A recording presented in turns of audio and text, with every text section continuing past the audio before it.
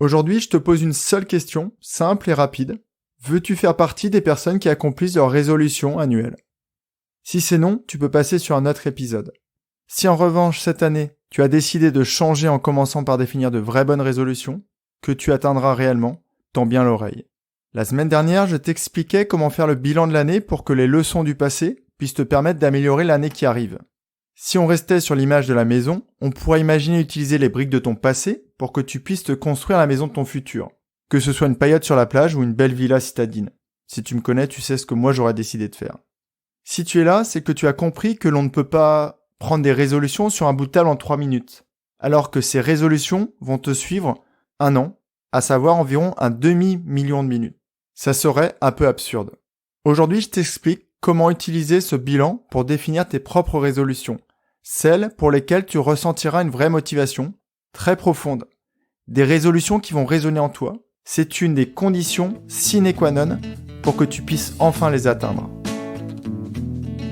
Bienvenue à toi, tu es sur le podcast Dépasse-toi. Je suis Sylvain Viens et je partage avec toi tous les sujets qui m'ont permis et qui te permettront d'atteindre une vie riche, épanouie et pleine de sens. Si tu veux profiter de chaque épisode dès qu'il sort le mardi, je te conseille de t'abonner via ton lecteur de podcast. Et surtout, tu peux le partager aux personnes à qui tu tiens et qui pourraient aussi en bénéficier. Et pour aller encore plus loin avec moi, tu peux te rendre sur mon site sylvainviens.com et t'inscrire à la newsletter.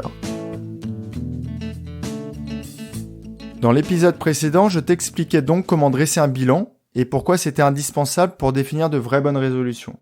Souvent, je vais te suggérer ou plutôt de vivre dans les moments présents, avec la méditation de pleine conscience par exemple. Il est important de ne pas être trop dans le passé, dans tout ce qui est rancœur, les blessures de ton passé ou encore les regrets. On en a déjà parlé. En revanche, on peut se servir de ce qu'on a vécu pour grandir et avancer. Rappelle-toi, je t'avais proposé 2 moyens pour le bilan. Soit tu ouvrais le tiroir de ta table de chevet et tu prenais ton cahier. Car si tu as suivi mes conseils de l'année dernière, tu l'as mis en place. Ou alors, je t'avais proposé de sortir un planning, un calendrier, et de parcourir les mois passés en notant tout ce qui t'avait plu, les moments réussis, les succès, peut-être la découverte de mon podcast, tout ce qui t'avait déplu, les échecs, les tempêtes de la vie que tu as peut-être traversées, et tout ce que tu aurais aimé faire, mais que tu n'avais pas réussi à faire. Commencer la méditation, lire un livre, en gros tes frustrations de l'année.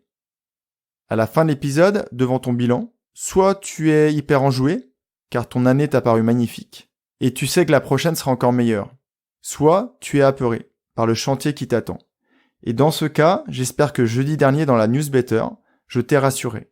Quand on part de très bas, le moindre effort porte ses fruits. La semaine dernière, on parlait de construction, mais j'avais pris l'image de cette maison que nous allions construire. Cette semaine, j'ai changé de domaine. J'ai décidé de te parler de cuisine. Mais comme je suis un peu joueur, je vais pas forcément te dire tout de suite ce que l'on va faire.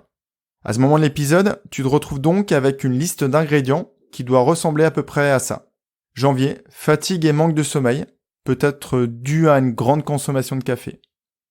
Octobre, mise en application de l'épisode sur l'estime de soi et résultats bluffants. Juin, succès dans une course de 10 km, 50 minutes à refaire. Tu peux aussi remarquer que j'ai volontairement mélangé ce qui était positif et ce qui était négatif. Les succès et les échecs que tu as rencontrés. On peut continuer. Février, une semaine au ski qui n'a pas répondu à mes attentes car j'y suis arrivé stressé. Avril, une petite déprime printanière parce que peu de temps pour moi et j'avais l'impression de regarder la vie passer. En août, semaine exceptionnelle au bord de la mer, au bord de l'océan, avec la découverte du surf, etc. On pourrait continuer comme ça toute la journée. Ça, c'est ce que tu as aujourd'hui dans ton récipient. Mais qu'est-ce qu'on en fait ? Je pense que tu seras d'accord pour dire que l'on ne va pas mettre de mauvais ingrédients dans notre gâteau. Maintenant, tu sais ce qu'on fait, c'est un beau gâteau. Mais on va pas faire une petite tarte aux pommes ou un gâteau au yaourt. T'as la chance d'être un chef pâtissier avec beaucoup de ressources. Moi, je prends la toque du commis de cuisine. On va donc faire un gâteau bien plus élaboré, avec un si bon goût que tu auras envie de le croquer à pleines dents toute l'année. Malheureusement, on n'a pas de recette miracle, donc on va essayer d'en formuler une. Et la première étape de cette recette, c'est de remplacer tous ces mauvais ingrédients, tout ce qui t'a déplu. Ou plutôt, on va les reformuler de manière positive, pour les rendre peut-être un peu plus digestes et surtout plus appétissants. Car rappelle-toi, ce gâteau, tu vas en croquer une part un peu tous les jours. Cette reformulation va aussi te permettre de faire autre chose, de reparcourir tous ces thèmes, et peut-être déjà d'en faire le tri. Et surtout, on ne veut pas nourrir notre cerveau de représentations qui nous feraient mal, ou qui risqueraient de nous perturber dans la réflexion. Si je te dis conflit avec ton conjoint, tu risques de repenser à la dernière dispute que tu as eue avec lui, ou avec elle, et de plus être suffisamment focus sur l'épisode du jour. Est-ce que tu doutes ? Je te dis kiwi vert. Tu vois, ça marche même sur moi. Et pourtant, je suis conscient de ce fonctionnement. Je fais juste une petite pause pour envoyer de superbes bonnes ondes à mes auditeurs australiens. Et là, tu te rends compte vraiment du pouvoir de cette visualisation. Le kiwi, ça a dû me faire penser au rugby, All Black, Australie, et malheureusement, j'ai vu une image d'un pauvre koala cette semaine qui m'est revenue. Je suis désolé. On reprend. Si tu es accro au chocolat et que je te dis d'arrêter de manger des tablettes ou de manger du Nutella tous les soirs, ça te fait exactement pareil. Tu as juste envie de fouiller dans ton sac ou peut-être dans ton tiroir pour vérifier qu'il n'y a pas un pauvre After Eight ou un petit rocher qui aura été oublié de Noël. Donc, on a par exemple l'ingrédient de base, manque de sommeil et trop d'écran. C'est négatif, mais on peut le remplacer par quelque chose de positif. Par exemple, avoir une routine de coucher. Et cet ingrédient-là, il est bien plus appétissant. On peut, par exemple, avoir une période stressante, due à une charge importante de travail. Dans ce cas-là, ça deviendrait apprendre à déléguer, ou à lâcher prise sur le travail. Ou peut-être de trouver un meilleur moyen de gérer son temps. Le gérer plus efficacement. Et tu vois, en faisant cet exercice, on est déjà en train de réfléchir aux actions que l'on va mettre en face de ces résolutions. Mais ça sera le sujet de la semaine prochaine. Je pense que tu as compris, donc on s'arrête là. À la fin de cette étape, dans ton récipient, tu as maintenant beaucoup de très bons ingrédients. Pourtant, durant l'année, je pense que tu as aussi identifié d'autres sujets que tu as envie de travailler, ou peut-être des idées de réflexion que je t'ai suggérées. Et sûrement, malheureusement, les résolutions de l'année dernière. Car si tu fais partie des personnes qui ne les ont pas atteintes, c'est environ 88% de la population. Et c'est pas un chiffre au hasard, c'est une étude qui a été menée par l'université de Bristol. On pourrait ajouter une pincée de travail sur l'estime de soi. Et dans ce cas-là, je te conseille de réécouter l'épisode 9. On pourrait aussi rajouter un petit challenge sur la gratitude. Et tu t'es peut-être aussi rendu compte que tu aimerais acquérir une nouvelle compétence sociale, par exemple, la communication non violente, et ça, tu n'as pas eu le temps de le faire. Donc, on a identifié d'autres ingrédients qui te tiennent à cœur, mais que tu n'as pas encore mis dans le récipient. Malheureusement, je vais faire mon oiseau de mauvais augure, j'ai une très mauvaise nouvelle. Tout déborde, et c'est devenu complètement immélangeable. Donc même si on priorise les sujets, il y en a encore beaucoup trop. Donc on va essayer de les agréger, on va essayer de les rassembler. Comme quand tu fais une recette, tu prends par exemple un autre récipient pour mélanger le sucre et le chocolat. Ou par exemple le beurre et le sel, si tu as eu le malheur de vouloir faire un gâteau avec du beurre doux. Par exemple, tu peux dessiner sur une feuille 3 cercles avec les libellés suivants. Avoir, être et faire. Ça va te permettre un peu d'agréger tes idées. J'aimerais avoir du temps pour moi. J'aimerais être le conjoint bienveillant. J'aimerais faire un voyage pour me ressourcer en Afrique. Là déjà, tu peux constater qu'il devient assez difficile de faire la différence entre les résolutions et les objectifs. C'est pas très grave. Un conseil, n'aie pas peur de viser trop haut. Au pire, tu n'iras pas faire un safari en Afrique pour voir les zèbres, des amis qui me sont très chers, mais plutôt tu passeras un week-end dans un parc animalier. Il faut toujours viser la lune, car même en cas d'échec, on a atterri dans les étoiles. C'est ce que disait Oscar Wilde. L'idée, c'est donc de trouver 3 ou 4 récipients qui vont te permettre de tout ranger. On pourrait parler de sortes de méga résolutions. Des résolutions qui cumuleraient toutes les autres petites résolutions qu'on a déjà identifiées.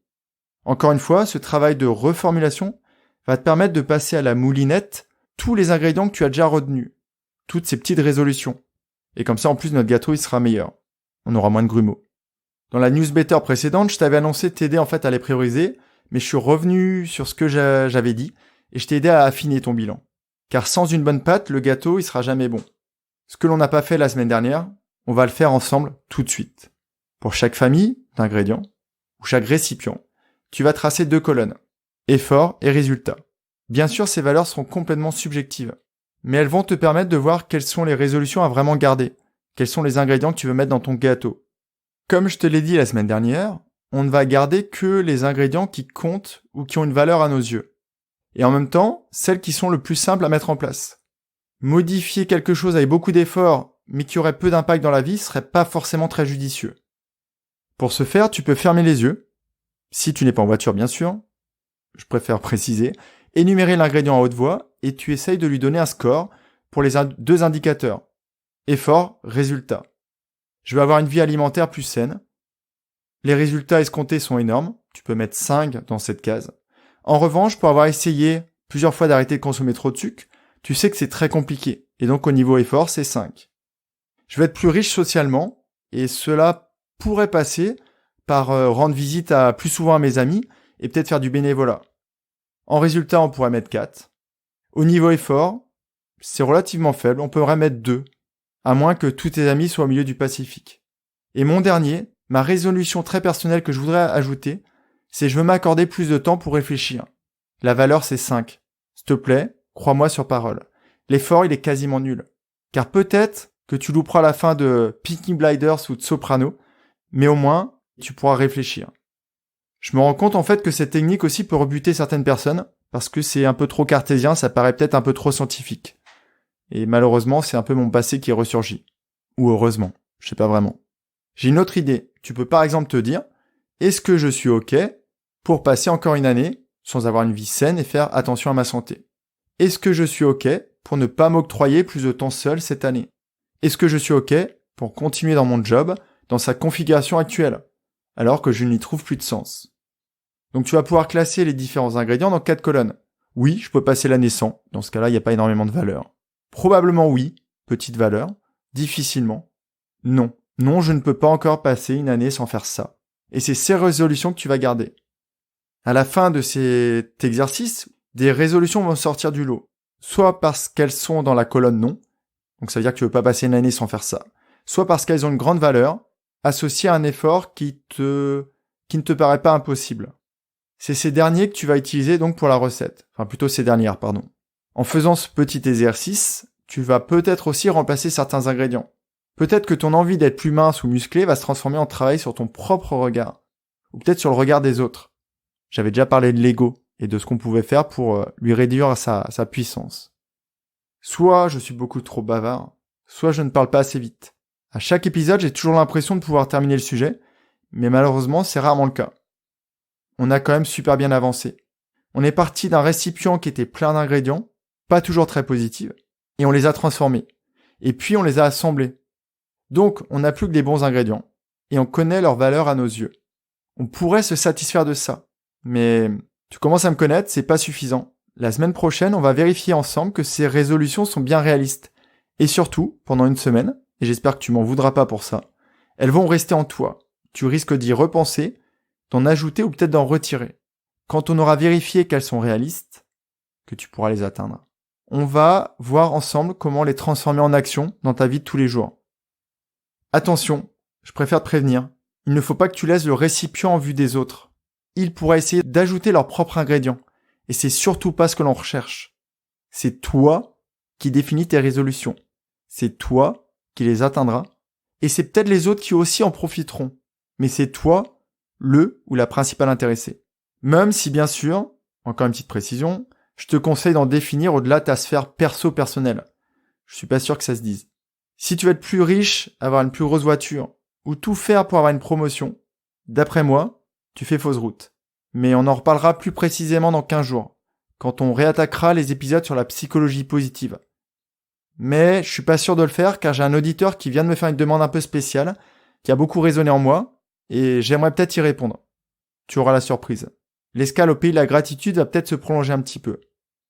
Dans la newsletter de cette semaine, je vais faire un travail préparatoire avec toi, afin que tu aies toutes les billes pour que tes résolutions soient quasiment arrêtées, avant le dernier volet de cette trilogie. Et surtout pour que tu sois sûr qu'elle t'amène vers l'objectif de ce podcast. Une vie épanouie et pleine de sens. Je voulais encore te rassurer, ne t'inquiète pas de l'aspect temps. Les résolutions, les objectifs se fixent tout au long de l'année. Je pense qu'il faut mieux en définir des résolutions très précises que tu vas réussir à atteindre, plutôt que de faire un travail très rapide sur le coin d'une table, comme je le disais en introduction. Je pourrais passer la journée à te parler, mais je tiens à ce que ces épisodes n'empiètent pas sur d'autres créneaux qui pourraient te nourrir dans d'autres domaines. Si tu as aimé cet épisode et que tu lui trouves de la valeur, je t'invite à le partager dans l'heure qui suit à tes 3 meilleurs amis. Vois ça comme un petit cadeau que tu leur ferais. Toutes les semaines, j'ai le choix de me triturer le crâne pour te sortir des épisodes que j'espère toujours plus inspirants, ou de passer mon temps sur les réseaux sociaux pour partager et diffuser. T'as compris le choix que j'ai fait, et si tu peux m'aider à faire ce que je n'ai pas le temps de faire, je te remercie du fond du cœur. Je te dis à la semaine prochaine, prends bien soin de toi. Et si tu ne l'as pas encore fait, je t'invite à aller acheter un beau cahier que l'on va remplir ensemble pendant toute l'année. Rien que d'y penser, ça me fait vibrer. L'écriture est une arme tellement puissante. Et pourtant, je me pensais scientifique. Et à l'époque du lycée, j'écrivais des dissertes de philo à peine une demi-page. Si moi j'ai changé, autant changer, je peux t'assurer, vraiment, que tout le monde peut y arriver. À la semaine prochaine. Ou à jeudi dans la newsletter.